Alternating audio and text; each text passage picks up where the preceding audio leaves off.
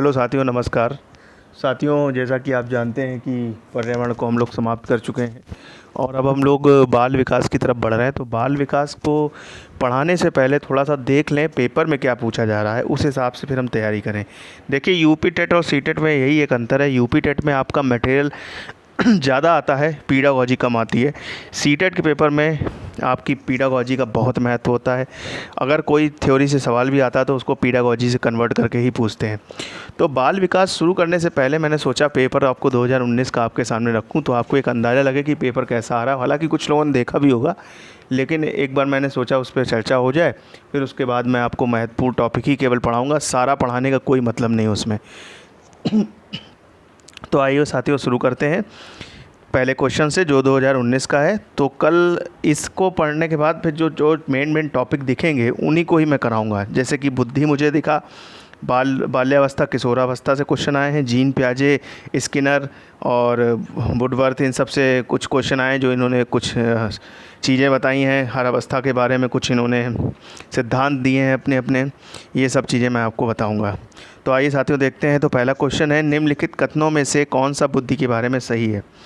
बुद्धि को मानकीकृत परीक्षणों के प्रयोग से सटीक रूप से मापा एवं निर्धारित किया जा सकता है। अब ये सोचिए, मानकीकृत परीक्षण तो चलो ये ठीक है, कराया जा सकता है, लेकिन सटीक रूप से मापा कैसे जा सकता है? सटीक रूप से अगर हम बुद्धि मापने लगे तो बहुत ही कुछ हम लोग हासिल कर सकते हैं। ठीक है साथियों, बुद्धि एक एकात्मक कारक है तथा एक एकाकी विषयक है। एकात्मक कारक तो नहीं है, बुद्धि के बहुत से कारक होते हैं। ठीक है, बुद्धि जो है आप लोग देखेंगे उसके आयाम भी बहुत सारे होते हैं। बुद्धि सिर्फ एक नहीं होती, उसके कई आयाम होते हैं। ठीक है ना साथियों, अभी जब मैं बुद्धि पढ़ाऊँगा तो आपको बताऊँगा। बुद्धि बहुआयामी है तथा जटिल योग्यताओं का एक समूह है। जटिल योग्यताओं का एक समूह, खुद सोचिए, ये स्टेटमेंट आपको सही लग रहा होगा। बुद्धि बहुआयामी, बहुत सारे आयाम है बुद्धि के, समझ रहे ना? बुद्धि के बहुत सारे आयाम का मतलब बुद्धि आपकी तीव्र भी हो सकती, क्षीण भी हो सकती, मूर्ख भी हो सकती, किसी भी टाइप की बुद्धि हो सकती है।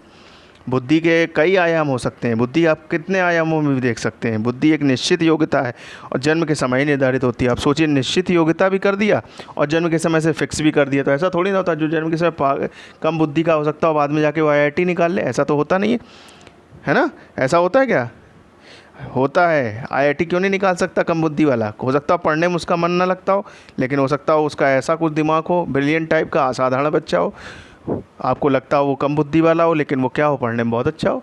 तो बुद्धि ऐसा नहीं कि जन्मजात होती है। ठीक है साथियों, हाँ कुछ चीज़ों का फ़र्क पड़ता है, लेकिन फिक्स करना निश्चित नहीं है। तो इसका आंसर कौन सा होगा? बुद्धि क्या है? बहुआयामी है। बुद्धि क्या है? बहुआयामी है। आइए साथियों देखते हैं अगला पार्ट। रूही हमेशा समस्या के एकाधिक समाधानों के बारे में सोचती है। इनमें से काफ़ी समाधान मौलिक होते हैं। रूही किन गुणों का प्रदर्शन कर रही है? रूही हमेशा समस्या के एकाधिक समाधान के, मतलब कोई भी समस्या दे दीजिए तो ये नहीं कि उसका एक समाधान ढूंढे, वो उसके एक से अधिक समाधान ढूंढने की कोशिश करती है। तो इनमें से काफ़ी समाधान मौलिक होते हैं, उनमें से कई उसके मौलिक भी हो जाते हैं, है ना, जो तथ्यपूर्ण हो जाते हैं। रूही किन गुणों का प्रदर्शन कर रही है? आप सोचिए, रूही थोड़े ब्रिलियंट छात्रा है, अभिसारिक विचार हैं। अब देखिए, अभिसारिक तो कभी हो ही नहीं सकता। मैंने अपसारी अभिसारी आपको बहुत अच्छे से बताया। अपसारी मतलब बहुत चीज़ें, मतलब फैलाव वाली चीज़ जो आपकी सृजनात्मकता होती, तो अभिसारी तो हो ही नहीं सकता। अनम्य विचारक, अनम्य विचारक मतलब क्या होता है? मतलब छोटे विचार या कम विचार वाली, या रिजिड थिंकर बोल सकते हैं, इंग्लिश में इसको बोलेंगे रिजिड थिंकर। रिजिड थिंकर है नहीं कि जो फिक्स है बस वही मानती हो, नहीं। आत्मकेंद्रित विचार, आत्मकेंद्रित विचारक, इससे क्या हो जाएगा? बहुविधियाँ आ जाएंगी क्या? नहीं, आत्म केंद्रित करके विचार नहीं, बहुविधि। इसके अंदर एक गुण है, उसको बोलते हैं सृजनात्मकता का गुण। सृजनात्मक विचारक है, वो सोचती है, उसके अंदर सृजनात्मकता का गुण है। वो सोचती है कि एक चीज़ को कई चीज़ों से किया जाए, तो उसका क्या है? क्रिएटिव थिंकर है। इंग्लिश में बोलते हैं सृजनात्मक को क्रिएटिव थिंकर। इंग्लिश में भी कभी कभी बहुत अच्छा रहता है पढ़ना, बगल में आप देख के उससे मतलब निकाल सकते हैं। आइए आगे देखते हैं। आकलन का प्राथमिक उद्देश्य क्या होना चाहिए? संबंधित अवधारणाओं के बारे में बच्चों को स्पष्टता तथा भ्रांतियों को समझाना। आकलन का प्राथमिक उद्देश्य मतलब आकलन, किसी का अगर आकलन कर रहे हैं आप, आकलन मतलब उसको आंक रहे हैं, तो उसका प्राथमिक उद्देश्य क्या है? संबंधित अवधारणाओं के बारे में बच्चों की स्पष्टता तथा भ्रांतियों को समझना। अब मुझे तो लगता है यही होना चाहिए। विद्यार्थियों के प्राप्तांकों के आधार पर उसको नामांकित करना नहीं, इससे क्या हो जाएगा? वो तो बहुत बात का प्रोसेस है। रिपोर्ट कार्ड में उत्तीर्ण या अनुत्तीर्ण अंकित करना, इससे तो तुलनात्मक अध्ययन हो जाएगा। विद्यार्थियों के लिए श्रेणी निश्चित करना, ये भी देखिए परीक्षा संबंधित तीनों है। परीक्षा संबंधित अगर इनमें से तीनों परीक्षा संबंधित तीनों तो होंगे नहीं, तो संबंधित अवधारणाओं के बारे में बच्चों की स्पष्टता प्राप्ति, मतलब जो आकलन इसलिए किया जाता है, आकलन का एक उद्देश्य होता है कि जिस बच्चे का आप आकलन कर रहे हैं उसके बारे में स्पष्टता और भ्रांतियों को आप समझें। तो आपका उद्देश्य तो यही है ना, प्रोसेस है, नीचे के तो सब प्रोसेस हैं, लेकिन उद्देश्य क्या है, संबंधित अवधारणाओं के बच्चों की बारे में बच्चों की स्पष्टता और भ्रांतियों को समझना। आइए आगे देखते हैं साथियों। अगला पार्ट है, नेक्स्ट क्वेश्चन, एक समावेशी कक्षा में एक शिक्षक को विशिष्ट शैक्षिक योजनाओं को क्या करना चाहिए, पूछ रहा है। एक शिक्षक को विशिष्ट शैक्षिक योजनाओं को क्या करना चाहिए, कभी कभी तैयार करना चाहिए। खुद सोचिए, काट दीजिए इसको तुरंत। जो देखिए नहीं हो सकते उनको कहाँ चाहिए, पहला काट दीजिए। सक्रिय रूप से तैयार करना चाहिए, हाँ ये हो सकता है। तैयार करने के लिए हतोत्साहित होना चाहिए, नहीं। तैयार नहीं करना चाहिए, ये भी नहीं हो सकता, तो कौन सा होगा आपका, सेकंड नंबर होगा। खुद ही सोचिए, तो इसका आंसर आप बड़े आसानी से दे सकते हैं। आइए आगे देखते हैं साथियों। पठन वैफल्य बच्चों के प्राथमिक लक्षण क्या हैं। पठन वैफल्य, अब देखिए यहाँ पर बड़ा टिपिकल दे रखा है, लेकिन जब आप इंग्लिश में देखेंगे, जो हम लोग पढ़ के भी जाएंगे, आपको ये मैं बता दूंगा, डिसलेक्सिया, डिफेजिया, ये मैं बता दूंगा आपको। सीटेट का लेक्चर जो कल मैं लूँगा उसमें आपको बता दूंगा। तो डिसलेक्सिया पूछा हुआ है आपसे इंग्लिश में, जब आप इसको पढ़ेंगे तो डिसलेक्सिया पढ़। तो पठन वैफल्य मतलब पठन में फेल हो जाना, पढ़ने में फेल हो जाना, मतलब पढ़ ना पाना। अब सारी चिंतन पढ़ने में धारा प्रभाविता कैसा, वैफल्य है ना, विफल है। धारा प्रवाह पढ़ने की अक्षमता, यही होगा, ठीक है। बाकी जाने की जरूरत ही नहीं है, धारा प्रवाह पढ़ने की अक्षमता, तो आंसर नंबर 2 होगा आपका, ठीक है साथियों। आइए आगे देख लेते हैं नेक्स्ट क्वेश्चन पे। छठा क्वेश्चन है, शिक्षा का अधिकार अधिनियम 2009 में उल्लेख की गई समावेशी शिक्षा की अवधारणा निम्नलिखित किस पर आधारित है। समावेशी शिक्षा का अधिकार समझ लीजिए क्या है। समावेशी मतलब क्या है, सभी बच्चों को शिक्षा दी जाए, ठीक है। तो किस आधार पर, किस पर आधारित है, ये देख लीजिए। अशक्त बच्चों के प्रति एक सहानुभूति अभिवृत्ति, ठीक है। अशक्त बच्चों की मतलब अ सिंपैथेटिक एटीट्यूड टुवर्ड्स डिसेबल्ड, मतलब उनके लिए क्या, सिंपैथी के लिए है ये, नहीं। सिंपैथी से क्या करेंगे, उनको पढ़ाइए आप, सिंपैथी का क्या करना है। अधिकार आधारित मानवतावादी परिप्रेक्ष्य, यही है, क्योंकि 2009 जो ये नियम आया उस पर अधिकार ही एक नियम जो आपको बताया गया 21 ए जोड़ा गया, उसमें यही था कि अधिकार, शिक्षा का अधिकार बना दिया गया, शिक्षा को बच्चों के लिए अधिकार के रूप में पेश कर दिया गया। फिर आर्टिकल 45 में भी संशोधन करके इसमें जोड़ा गया। तो आप ये समझिए कि शिक्षा एक अधिकार आधारित मानवतावादी परिप्रेक्ष्य है।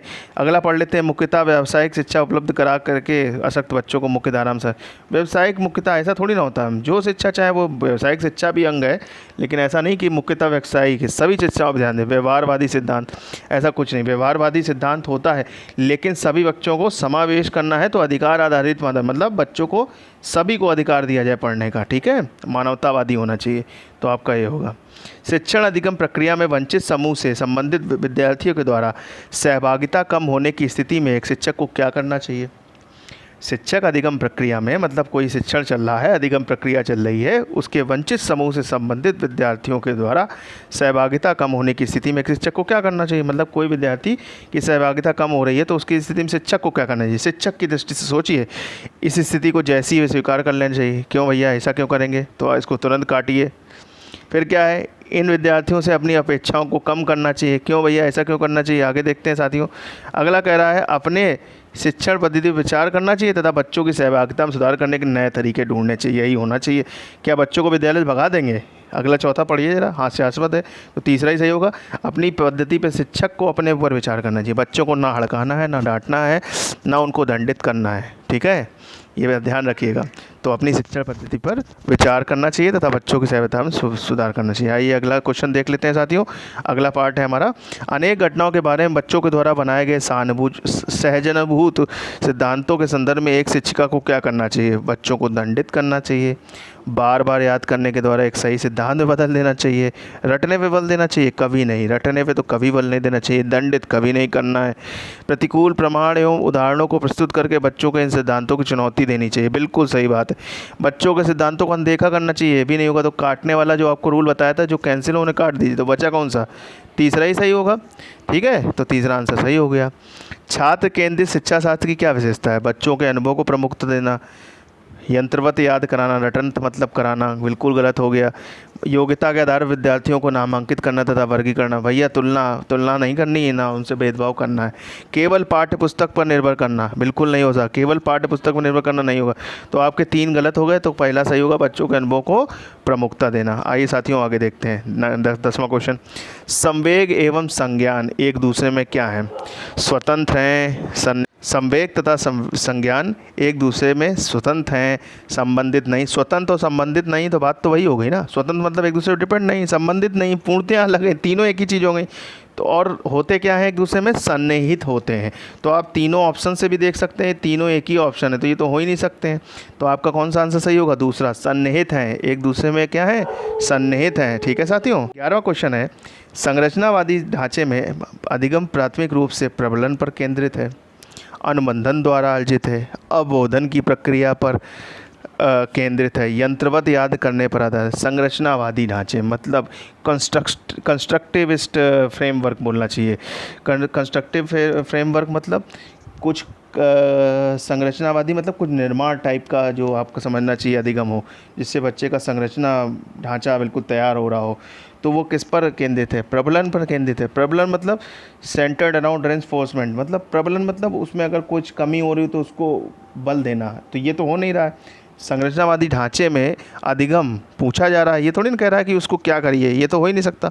अनुबंधन द्वारा अर्जित है, अनुबंधन मतलब कंडीशनिंग एक सिद्धांत है, नहीं, अनुबंधन में तो हम सिखाते हैं। संरचनावादी मतलब क्या होता है?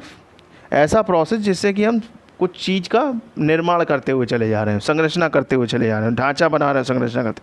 अवबोधन की प्रक्रिया पर केंद्रित है। अवबोधन क्या होता है? अवबोधन होता है focused on the process of meaning making, मतलब किसी चीज़ कर मतलब पर फोकस करना, मीनिंग पर फोकस करना और उसको मीनिंग मेकिंग करते हुए प्रोसेस वर्क करना, मतलब उसका मतलब समझते हुए निर्माण करना। तो यही होगा संरचनावादी। संरचनावादी मतलब क्या होगा? अवबोधन की प्रक्रिया पर केंद्रित करना। बगल में इंग्लिश देख लेंगे तो आपको थोड़ा सा पल्ले पड़ जाएगा। यंत्रवत याद करना तो कभी नहीं हो सकता है, ठीक है साथियों, यंत्रवत याद करना तो कभी नहीं हो सकता है। आइए अगला देख लेते हैं।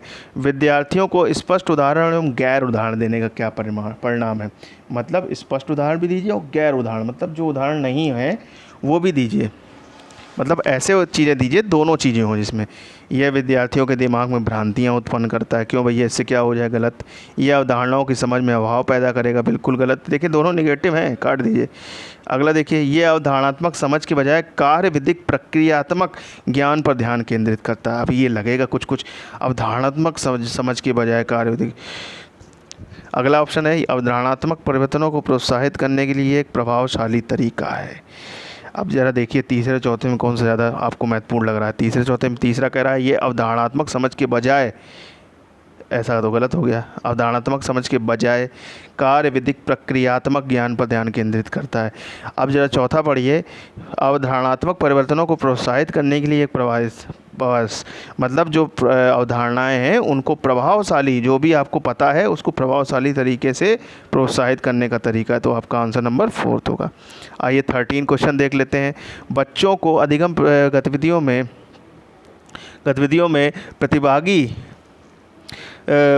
में भागीदारी करने के लिए लगातार पुरस्कार देना व दंड प्रयोग करने से क्या प्रभाव देता है? अब देखिए कभी कभी पुरस्कार देने से बच्चा उत्साहित होगा, लेकिन अगर मैं रोज़ आपको एक टॉफ़ी दूं, फिर अगले दिन टॉफ़ी दूं, फिर सुबह शाम टॉफ़ी दूं, रोज़ यही करने लगूं तो आप ऊब जाएंगे। तो क्या होगा, उससे क्या प्रभाव पड़ेगा आप खुद सोचिए। दंड भी दूँ, मतलब एक तमाचा मारूँ, दूसरा तमाचा मारूँ, रोज़ तमाचा मारने लगूँ, क्या होगा? आंतरिक अभिप्रेरणा बढ़ती है, बढ़ेगी नहीं। यह बच्चों को प्रदर्शन आधारित लक्ष्यों के बजाय निपुणता पर ध्यान देने के लिए प्रोत्साहित करेगा। अच्छा, दंड से निपुण हो जाएंगे? नहीं। अधिगम में बच्चों की स्वाभाविक अभिरुचि तथा जिज्ञासा कम हो जाती, ऊब जाएंगे बच्चे। तो कौन सा ऑप्शन होगा? 3rd ऑप्शन होगा। आइए साथियों आगे बढ़ते हैं। संरचनावादी सिद्धांतों के अनुसार अधिगम के बारे में निम्नलिखित कथनों में से कौन सा सही? अधिगम के बारे में संरचनावादी, फिर वही आया संरचना। अधिगम यंत्रवत याद करने की प्रक्रिया है, बिल्कुल नहीं, रटने की है ही नहीं। अधिगम आवृत्ति संबंध के द्वारा व्यवहारों का अनुबंध है। आवृत्ति संबंध के द्वारा व्यवहारों का अनुबंधन, व्यवहारों का अनुबंधन यहाँ से क्या करना है? व्यवहार किसी से क्या करना है? Learning is conditioning of behaviours by repetitive association, मतलब व्यवहार वाली कोई बात ही नहीं यहाँ अधिगम में पूछ रहा। संरचनावादी सिद्धांतों के अनुसार अधिगम का बारे में स्टेटमेंट पूछ रहा है, अधिगम के लिए पूछ रहा है। अधिगम सक्रिय विनियोजन के द्वारा ज्ञान की संरचना की प्रक्रिया है। अधिगम सक्रिय विनियोजन मतलब कंस्ट्रक्शन, ठीक है। विनियोजन, नियोजन, विनियोजन मतलब construction, process of construction of active engagement मतलब सक्रिय विनियोजन, ज्ञान की संरचना, संरचनावादी है तो संरचना करना। तो यही आपका आंसर होगा तीसरा नंबर। ठीक है साथियों, आइए आगे देखते हैं।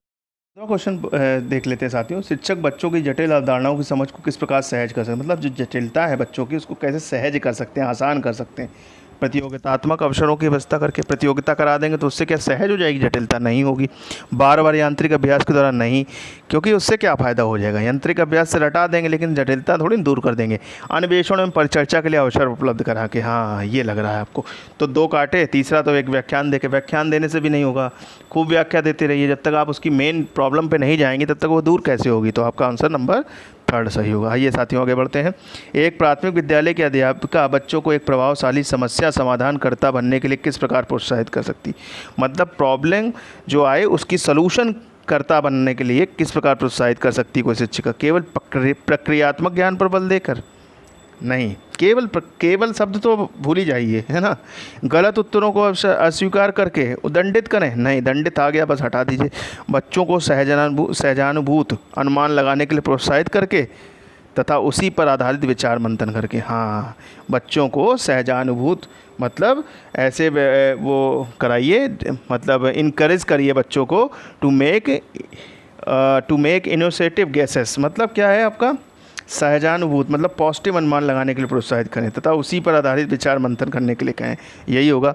प्रत्येक छोटे कार्य के लिए भौतिक पुरस्कार देने, फिर वही बात, बार बार पुरस्कार के कब तक देते रहेंगे पुरस्कार, ठीक है, उससे प्रोत्साहित करना पड़ेगा ना। निम्नलिखित में कौन सी प्रथाएं हैं सार्थक अधिगम को बढ़ावा देती है, सार्थक अधिगम, सार्थक अधिगम मतलब जिससे बच्चा और प्रमोट हो जाए। शारीरिक दंड ये तो निगेटिव हो गया, निगेटिव अधिगम हो गया, मतलब वो बढ़ावा देंगी निगेटिव को। सहयोगात्मक अधिगम पर्यावरण, बिल्कुल सही बात है। सतत एवं समग्र मूल्यांकन बहुत ज़रूरी है, सतत एवं समग्र मूल्यांकन तो बहुत ज़रूरी है, ठीक है। निरंतर तुलनात्मक से फिर वही बात है, तुलना करेंगे तो बच्चे का मनोबल गिराएंगे आप। तो तुलनात्मक करिए, रिकॉर्ड बनाइए, लेकिन आपको बढ़ावा देना अधिगम को अच्छे, तो आपको दूसरा और तीसरा दोनों होंगे, यानी फर्स्ट ऑप्शन होगा आंसर, ये थे ऑप्शंस, तो इसका आंसर होगा second and third only, second and third only, चौथा और पहला कैंसिल हो जाएगा। ये साथियों आगे बढ़ते हैं। निम्नलिखित में कौन सा विकास का सिद्धांत नहीं, विकास परिवर्त है मतलब परिवर्तित होता रहता है, बिल्कुल सही बात है, ऐसा थोड़ी फिक्स हो गया विकास, बताऊंगा आपको ये चीज़ें मैं। विकास अनुवांशिकता एवं पर्यावरण दोनों के द्वारा प्रभावित होता है। विकास परिवर्त होता है, सॉरी इसमें पूछा नहीं, पूछा हुआ है आपसे, ध्यान दीजिएगा, इसमें आपसे नहीं पूछा, यही गलती होती है, नहीं इसमें पूछा हुआ है आपसे, सिद्धांत नहीं है। तो विकास परिवर्त होता है, हाँ ये सही बात है, परिवर्त तो होता है, फिक्स नहीं है, आपसे नहीं पूछा हुआ है, अगर पूछता कौन सा है तो ये सही हो जाता। विकास अनुवांशिकता में पर्यावरण दोनों के द्वारा प्रभावित, बिल्कुल दोनों के द्वारा, अनुवांशिकता मतलब फैमिलियर और पर्यावरण मतलब जो एनवायरनमेंट है दोनों से प्रभावित होता है। विकास सार्वभौमिक है तथा सांस्कृतिक संदर्भ इसे प्रभावित नहीं करते, सार्वभौमिक तो कह दीजिए और उसको सांस्कृतिक संदर्भ से प्रभावित ही नहीं करेंगे, बिल्कुल ऐसा हो ही नहीं सकता, प्रभावित जरूर करेंगे विकास को। विकास जीवन पर्यंत होता है, बिल्कुल सही बात, डेवलपमेंट तो हमेशा होता रहता है। व्यक्तिगत विभिन्नताओं को प्राथमिकरण क्या है, जन्मजात विशेषताएं, पर्यावरणीय प्रभाव, आनुवांशिकता एवं पर्यावरण के बीच जटिल परस्परिक क्रिया, ये रट लीजिए। आनुवांशिकता एवं पर्यावरण के बीच जटिल परस्परिक क्रिया ही क्या है, व्यक्तिगत भिन्नता, मतलब बच्चों में जो व्यक्तिगत भिन्नता होती है, कोई बच्चा तेज, कोई विकलांग, कोई कैसा, कोई बहुत बुद्धिमान, तो ये क्या होता है, आनुवांशिकता एवं पर्यावरण के बीच की जटिल परस्परिक क्रिया है, ठीक है। केवल अनुवांशिक, केवल वो नहीं है आपका पर्यावरण से। निम्नलिखित में कौन सा द्वितीय, आज का अंतिम क्वेश्चन, निम्नलिखित में कौन सा द्वितीयक सामाजिकरण एजेंसी का उदाहरण है। द्वितीयक, प्राथमिक ध्यान कर लीजिए, प्राथमिक होता है परिवार एवं पास पड़ोस, द्वितीयक होता है फिर उसके बाद का, वो आपका कहाँ जाएंगे, विद्यालय, और क्या होगा आपका मीडिया, मतलब बाहर का जो समाज, मीडिया मतलब जो बाहर जो विद्यालय के अलावा आप ज्ञान सीखते हैं, मीडिया मतलब कंप्यूटर से, लैपटॉप से, तो ये आपका द्वितीयक सामाजिकरण हो गया। प्राथमिक कौन सा हो गया, परिवार एवं पास पड़ोस। तो साथियों आज का लेक्चर यहीं समाप्त होता है, मिलते हैं अगले भाग में, तब तक अपना ध्यान रखिए माता पिता का, और साथ में ये भी ध्यान रखिए अगले चैप्टर में मैं आपको बाल विकास में जो मुख्य टॉपिक आए हैं उन्हीं को ही पढ़ाऊँगा, ठीक है साथियों। मिलते हैं अगले भाग में, जय हिंद जय भारत।